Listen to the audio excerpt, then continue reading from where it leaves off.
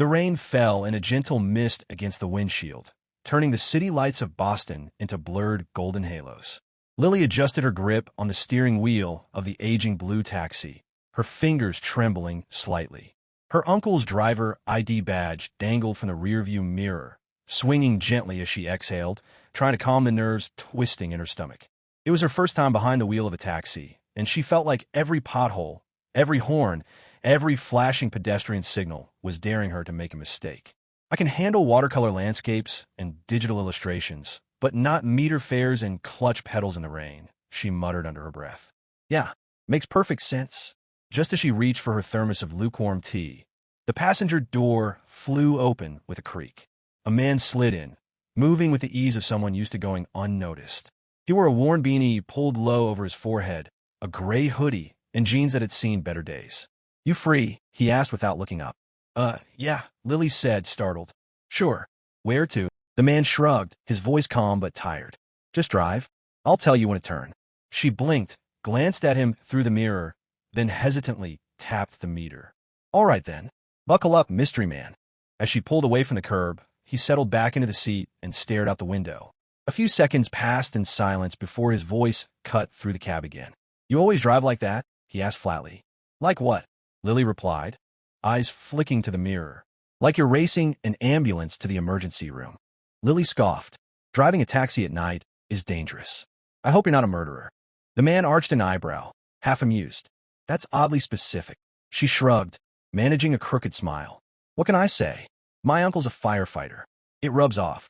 They reached a red light. The cab idled in the rain as pedestrians hurried across the crosswalk with umbrellas turned inside out. Lily tapped her fingers on the steering wheel to a rhythm only she could hear. "You got a name, speed demon?" he asked. "Lily," she said. "You?" He hesitated. "Daniel." Another stretch of quiet. "So, Lily," he said slowly, "what's a girl like you doing driving a cab this late? You don't look like the usual crowd." She sighed. "Filling in for my uncle. He pulled something in his back, and I need the money." Daniel nodded slowly. "You in school?" "Was," she replied. "Art major. Took a break because money's tight, and apparently the universe doesn't accept sketches in lieu of rent." "Art, huh? You paint?" "Mostly," she said. "Watercolors, some digital work. I like capturing things people don't notice." Daniel turned his head slightly. "Like what?" She smiled faintly. "Empty benches in parks. Reflections in puddles. People waiting." He gave a quiet then said, "That's not what I expected. Most people say sunsets or puppies playing." She chuckled. "I like beauty that sneaks up on you." "Sounds lonely," he said. The comment caught her off guard. "Sometimes," she admitted, "but sometimes lonely is honest." Daniel didn't respond right away. He turned his gaze back to the rain-covered window. "Honest. That's a rare word these days." Lily risked another look at him. There was something about his voice, slow, thoughtful, not careless, not casual, and under the layers of damp clothing and the guarded tone was a sadness she couldn't quite place. "You talk like a guy who's had too many conversations with expensive therapists," she said carefully. He smirked. "You're not far off." "And what do you do, Daniel, other than giving rookie cab drivers a heart attack?" He shifted in his seat. "I used to run something big. These days, I try to disappear." Lily raised an eyebrow, but didn't push. Instead, she asked, "What's your favorite music?" "Old jazz," he said. "The kind that makes you miss people you've never met." She nodded slowly. "Coltrane or Davis?" "Davis," he said. "Always Davis." They drove through downtown Boston, where the city was quieter than usual in the mist. Street lights reflected on the wet pavement like stars that had fallen too low. "Have you ever felt like this city is too big for one heart?" Lily asked. "All the time," Daniel replied. They fell into silence again, but it was different now. Less like strangers, more like people who had met before in another life. Something was shifting in the air, even if neither of them could name it. Lily took a left turn without asking. "Where are we going?" Daniel asked. "To the place where I always go when I feel like vanishing," she said. "You seem like you need it more than I do tonight." Daniel didn't argue. Outside, the rain kept falling. Inside the cab, two unlikely souls rode through the night, searching for something neither of them knew they had already begun to find. The clock on the dashboard ticked past 1 o'clock, but neither Lily nor Daniel seemed in a hurry to end the ride. The cab cruised quietly through the nearly empty streets, the rain now reduced to a gentle patter. The city, in its rare calm, had started to reveal a different face, less chaotic, more vulnerable. Just like the man in the back seat. Turn left here, Daniel said suddenly. Lily glanced in the mirror. You got a destination in mind now. Harbor Bridge. You mind? She grinned. Only if you plan to jump off it. He chuckled. No promises. They crossed the bridge slowly, the wheels humming over the damp steel. The skyline of Boston stretched behind them in a golden arc, and for a moment, they both looked out in silence. My grandfather used to bring me here when I was little, Daniel said softly. Told me the city looked better from a distance. Lily didn't say anything. She let the words sit, heavy but tender. After a long pause, he added, Can we stop by a coffee place? One on Maple and River, if it's still there. You mean Rivers Inn Cafe? That place is ancient. That's the one. 10 minutes later, they were parked outside a faded storefront with chipped blue paint and a flickering neon sign that read, Open all night. Daniel disappeared inside, returned with 2 cups of coffee, and handed one to Lily through the open window. You didn't have to, she began. I wanted to, he said simply. She sipped it. Wow, this tastes like 1995 in a cup. He laughed, leaning against the side of the cab. It's where my grandfather taught me to play chess. They used to have tables in the back room. Every Saturday morning. Lily tilted her head. You mentioned your grandfather before. He sounds important to you. Daniel looked off into the distance. He was more than important. He was the only one who saw me when everyone else just saw my last name. You must have loved him a lot. I still do, he said quietly. He passed away 5 years ago. Lily watched him closely. And you come back here to remember? He nodded. You guess I'm chasing ghosts. She didn't press further. Instead, she turned the key in the ignition and said, Where to next? Cambridge. Oak Street. The drive was longer this time, as they rolled through familiar neighborhoods and unfamiliar memories. Lily started to feel like this wasn't just a taxi ride. It was a map of someone's soul being unfolded in slow, careful gestures. They pulled up to a quiet, tree-lined street with old brick houses. Daniel stared at one in particular. Its windows were dark, the porch light dim. I grew up there, he said, before everything changed. You don't live there anymore? He shook his head. Hasn't been mine for a long time. Lily looked at him in the mirror, something pulling at her heart. Daniel, what exactly are you running from? He didn't answer. Instead, he asked, What about you? Why art? She smiled faintly. Because it's the only thing that made sense. When everything else felt loud and heavy, painting made the world quiet, like breathing in color. He studied her. And what are you chasing? Freedom, she said. A life that doesn't feel borrowed. Daniel nodded slowly. I think we're more alike than you think. She turned to face him fully. Maybe, but you still feel like someone out of place. He offered a tired smile. That's because I am. As the cab idled in front of his childhood home, the silence between them deepened. But this time, it wasn't uncomfortable. It was shared, like a secret held between the two of them, suspended in the early morning fog. Anywhere else? She asked. He looked at her and said quietly, Would you drive me a little longer? I'll pay double. Lily blinked. Seriously? Daniel nodded. I don't want to be alone tonight. She hesitated, then gave a small smile. Deal. As she pulled away from the curb, neither of them knew what lay ahead, but they both knew something had shifted. The cab rolled slowly through the quiet streets of Cambridge, and Lily turned the heat up a notch. The windows fogged slightly, the air inside thick with the scent of old vinyl and fresh coffee. Daniel sat in the back, his gaze fixed out the window, watching familiar buildings blur past like memories he wasn't ready to face head-on. You sure you want to keep going? She asked softly, glancing at him in the mirror. He didn't respond right away. Then, almost absently, he said, I'll pay triple if you drive me for the rest of the night. Lily's eyebrows lifted. You serious? I don't joke about money, he said, and for the first time, there was something heavy in his voice. Not arrogance, just exhaustion. Lily hesitated, then nodded. All right, but it's not about the money. Daniel looked at her, and for a second, he seemed to be weighing her, trying to decide if he could trust her with whatever he was carrying. I haven't told anyone this in years, he said finally, his voice low, almost lost in the hum of the engine. But I figure if I'm going to say it, it might as well be to someone who has no reason to lie to me. Lily turned down the radio, giving him her full attention. I was 12 when my mom got sick, he began. Lymphoma. The kind they don't catch until it's too late. She was a school counselor. Gentle, warm, everything soft you can imagine in a person. My father, he was the opposite. Sharp, cold, always building things, buying things, closing deals. When she died, he buried himself deeper into the business. Didn't even cry at her funeral. Lily swallowed. I'm sorry. Daniel nodded slightly, eyes still distant. He had me enrolled in boarding school 2 weeks later. Said I needed structure. What I needed was my mother. Silence fell between them. He went on. By the time I turned 24, I was CEO of his company. He handed it over with a speech about legacy and strength, and how emotions were for the weak. I made millions before I even knew what it meant to be happy, and none of it ever felt like mine. Lily listened, her hands tightening around the steering wheel. Daniel exhaled slowly, then leaned his head against the window. I started sneaking out at night, disguised myself, took walks, talked to strangers. That's how I learned what life actually looked like. People arguing at diners, musicians playing for tips, kids laughing in parks. It felt real. He paused, then added, but the more I saw it, the less I felt I belonged. Lily let the words sink in before she responded. Do you believe that wealth is sometimes a prison? Daniel turned to look at her, surprised she had beaten him to the thought. You took that right out of my head. She gave a half smile. Surely the prison has marble floors. Daniel laughed softly, but it was a sad laugh, the kind that aches in your chest. And locked the door from the inside, he finished. Lily glanced at him again. So, is that what tonight is? A jailbreak. He didn't answer right away. Maybe. Or maybe it's the first night I stopped pretending I liked being trapped. They fell into silence again, but this time it was deeper, more intimate. The kind of quiet you only share with someone who has heard your worst and hasn't walked away. Lily turned down a narrow street, lined with closed storefronts and dark windows. You're not like anyone I've ever met, Daniel.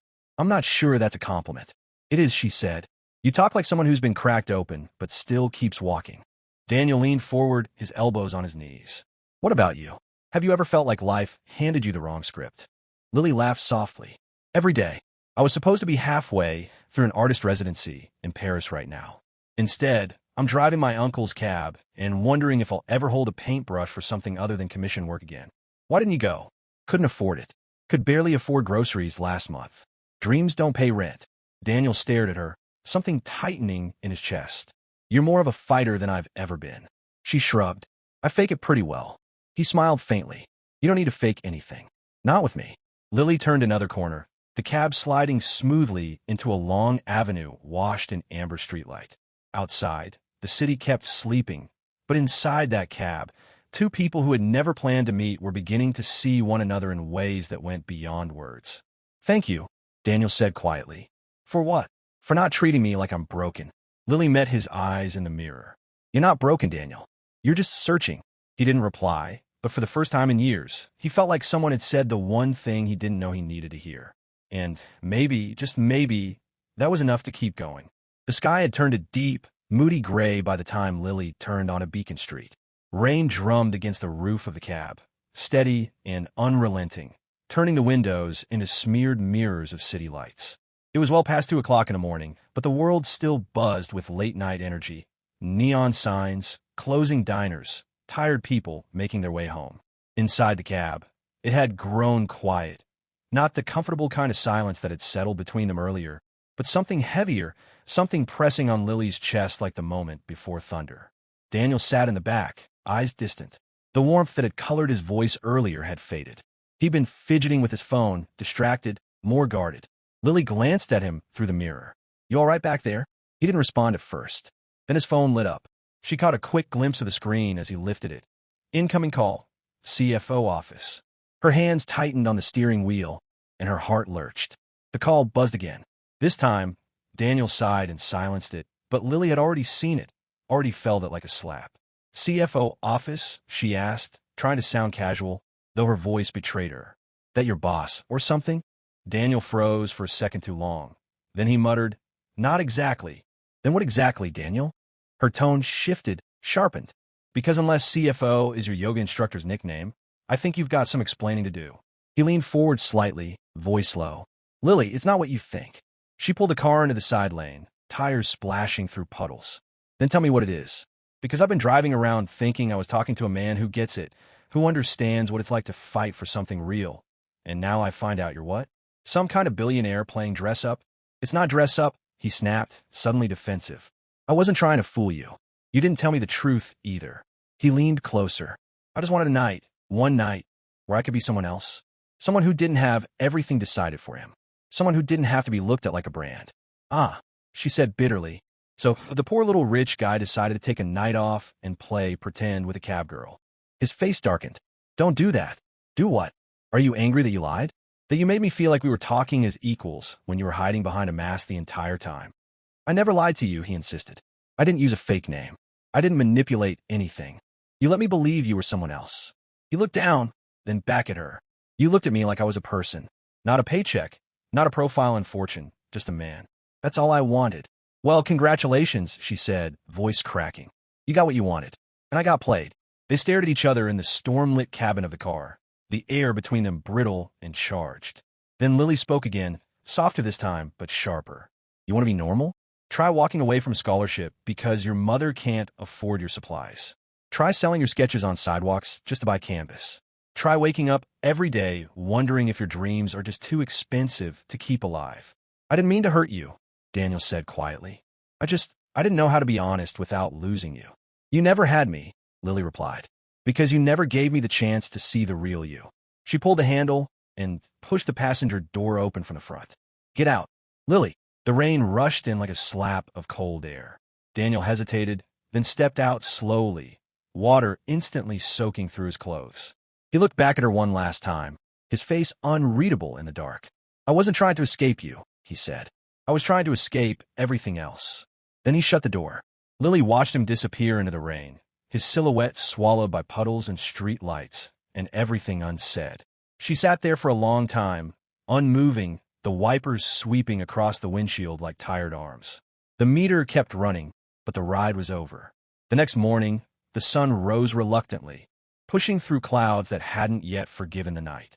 Lily sat on the small stoop outside her apartment, a lukewarm mug of instant coffee between her hands and a sketchbook on her lap, unopened. She hadn't slept. Daniel's face haunted her, not because he was rich or even because he had hidden it, but because, for a fleeting moment, he had felt real. She'd seen pain in him, vulnerability, and for the first time in a long while, she had let someone in. Now, the memory of that night tasted like betrayal. She pushed herself up and walked to the bookstore where she worked part-time. The world moved on. Customers came and went, and Lily smiled on cue, but everything felt muted, like someone had turned the volume of her life down. At night, she painted, but the canvases stayed blank longer than usual. Her brush trembled. Her colors felt dull. She missed the unexpected laughter in the cab, the sound of his voice when he talked about music, the way he listened when she spoke about her dreams. Across the city, Daniel sat at a table he didn't want to be at, in a restaurant he didn't choose, across from a woman he'd just been introduced to. She comes from the Harrington family, his father had said earlier. Very successful, very polished. You two would make a fine pair. The woman smiled politely, listed off her business ventures and country clubs, then asked, So what do you do when you're not running an empire? Daniel smiled thinly. Apparently, I ride in cabs. She laughed, not understanding the weight behind the words. His father beamed from across the room. Daniel felt like he was watching his life play out in a movie he didn't audition for. That night, alone in his penthouse, he scrolled through his call history. Lily's number sat at the top, unanswered. He typed a message, deleted it, tried again, still couldn't send it. He walked to the window, looked out at the city lights that used to feel like victory and now just felt distant. In the quiet, he whispered, I'm sorry, but no one was there to hear it. In her apartment, Lily stared at a new blank canvas. And this time, she didn't try to fill it. She just let it be. The gallery was quiet except for the soft shuffling of footsteps on polished concrete floors and the occasional murmur of art enthusiasts.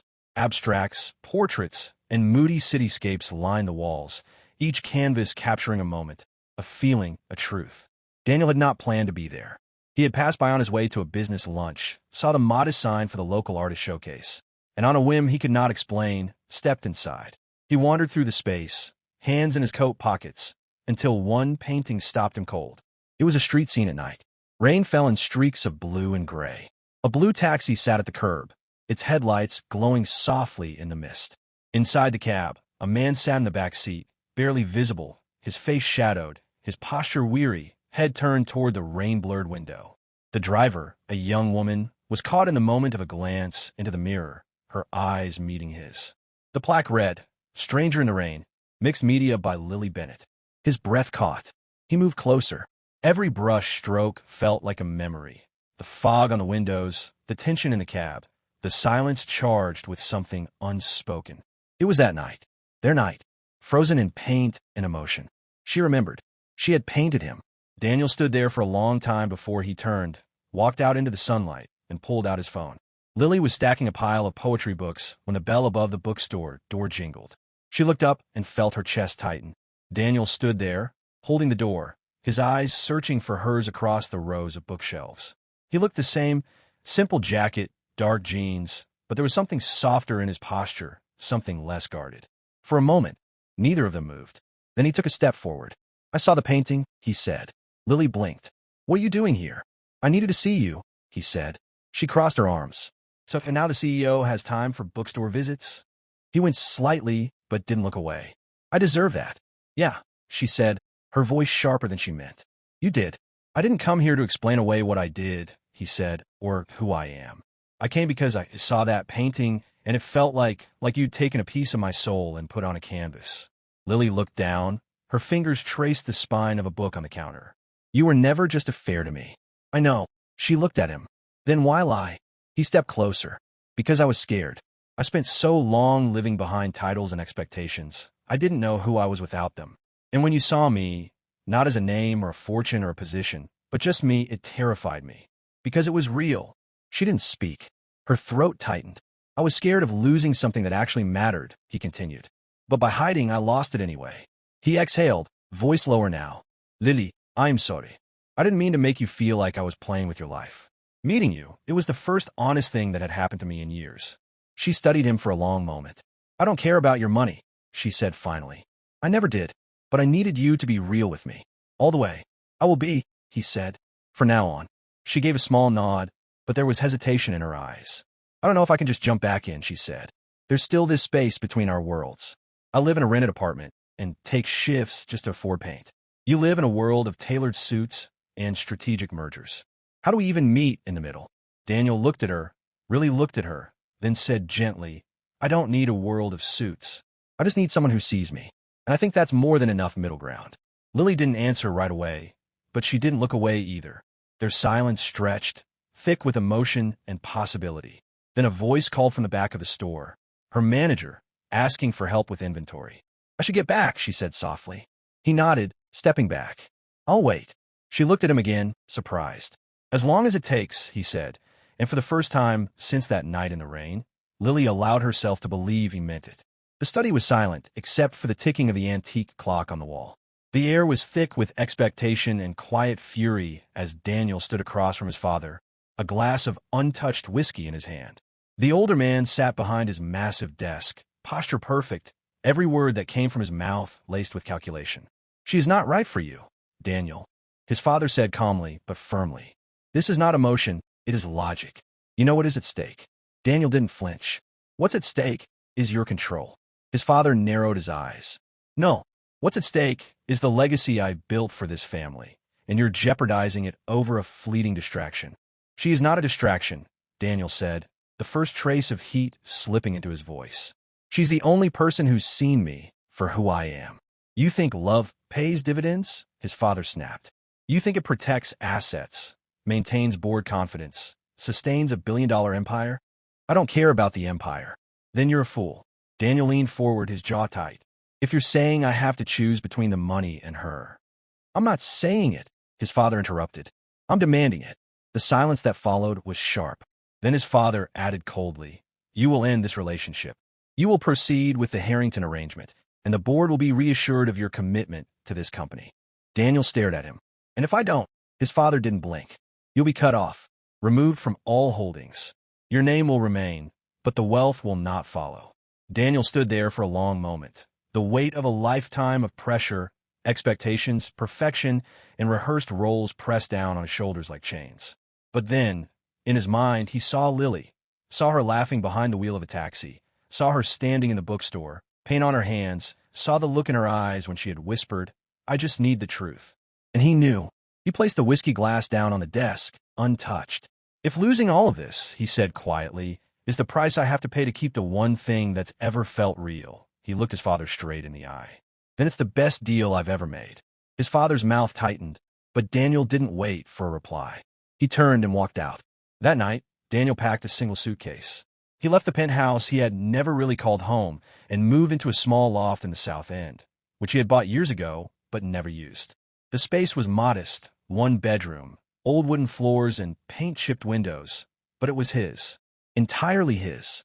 He spent that first night on a mattress on the floor, surrounded by boxes, with no staff to cook or clean, no assistants to plan his week, and for the first time in years, he breathed freely.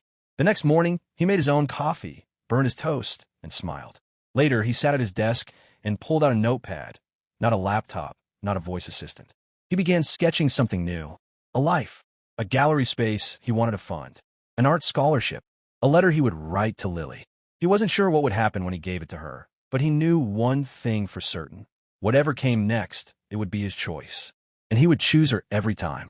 The walls of the old community center were lined with color, finger-painted suns, messy self-portraits, wild acrylic jungles crafted by small, eager hands.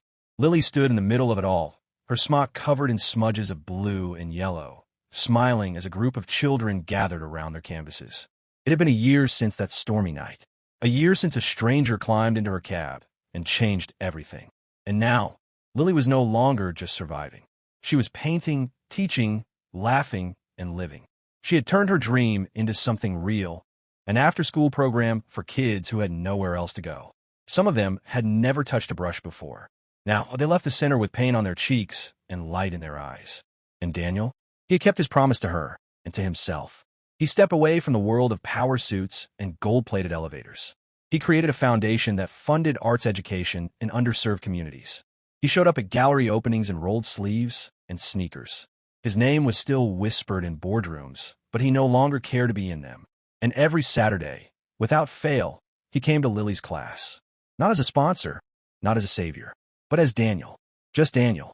That evening, Lily walked out of the center and found a familiar sight waiting for her at the curb. A blue taxi. The same model her uncle used to drive. Old, dented but freshly cleaned. Its windows sparkled in the golden haze of sunset. Its meter display flickered, set to $0. Daniel stood beside it, leaning casually against the door, holding 2 takeout cups of coffee. He looked up and smiled the way he always did when she appeared, like the world made sense again. "Need a ride?" he asked. Lily raised an eyebrow, laughing. "You bought a taxi?" "I borrowed one," he said. "Restored it. Your uncle said I could surprise you with it." He opened the passenger door for her. She stepped in, shaking her head. "This feels familiar," she murmured. Daniel climbed into the driver's seat. "Yeah, but this time I get to drive." They cruised through the quiet streets, windows down, music low. The city had softened with the evening, golden light painting the rooftops. They passed the bridge, the bookstore, the corner where they'd argued in the rain. When they reached the park where they'd first stopped that night, Daniel pulled over and turned off the engine. For a moment, neither of them spoke. Then Daniel turned to her, his voice calm but full. "That first ride, I didn't know what I was looking for." Lily watched him quietly. "I thought I was running from something," he continued. "But then you looked at me through that rearview mirror, and for the first time, I felt seen. Not as a Collins, not as a number, just me." She reached for his hand. "You were always more than any name." He pulled something from a glove compartment, a small velvet box. Opened it slowly. Inside was a ring. Simple, elegant, handcrafted. The band was shaped from polished silver, but embedded within it, barely visible unless you looked closely, was a tiny emblem made from part of an old taxi meter. A nod to where they'd begun. "I don't need a mansion," he said softly. "I don't need boardrooms or titles or fortune. I need this. I need you. Lily Bennett, will you ride with me through everything?" Her eyes filled, but her smile was steady. "Only," she whispered, "if we're in the same car." Daniel laughed, his heart full. She added, "Because as long as we're together, even a taxi becomes home." He slipped a ring onto her finger. Then, under the glow of the old taxi sign he had placed atop the cab, they kissed. Not as strangers, not as people from different worlds, but as 2 souls who had found the same road. And this time, neither of them would ride alone again. And so, under the soft glow of a blue taxi sign and a sky painted with twilight, 2 hearts that once wandered in opposite directions finally found their way together. In a world often divided by status, wealth, and circumstance, Lily and Daniel reminded us that love does not ask for titles, only truth. That sometimes the most unexpected ride can take us exactly where we are meant to be. If this story touched your heart, made you smile, or reminded you of the beauty in simple, honest connection. Don't forget to like, comment, and subscribe a heart.